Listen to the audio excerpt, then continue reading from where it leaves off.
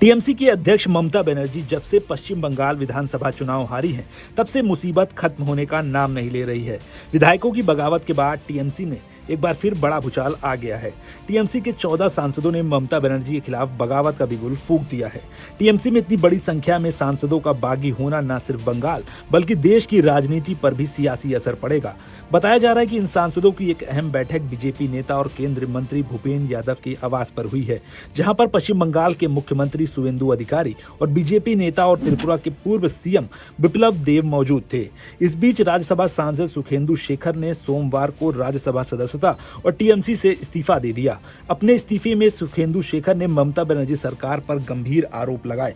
उन्होंने कहा कि बंगाल की जनता ने भ्रष्टाचार, महिलाओं पर अत्याचार और शिक्षा, स्वास्थ्य, उद्योग, रोजगार तथा कानून व्यवस्था में फैली अराजकता के खिलाफ फैसला दिया है। उन्होंने भाजपा की तारीफ करते हुए लिखा कि पहली बार बंगाल में भाजपा को ऐतिहासिक समर्थन मिला है और नई सरकार विकास के वादों को लागू करने में जुटी है।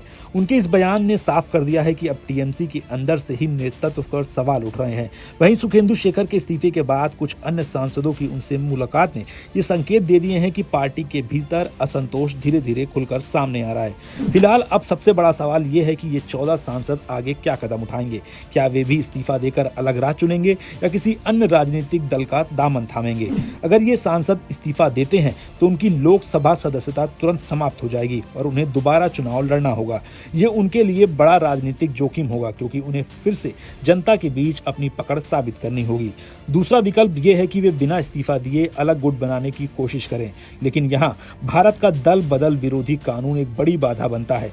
संविधान के अनुसार किसी भी पार्टी से अलग होकर नया गुट बनाने के लिए कम से कम 2/3 सांसदों का एक साथ होना जरूरी होता है।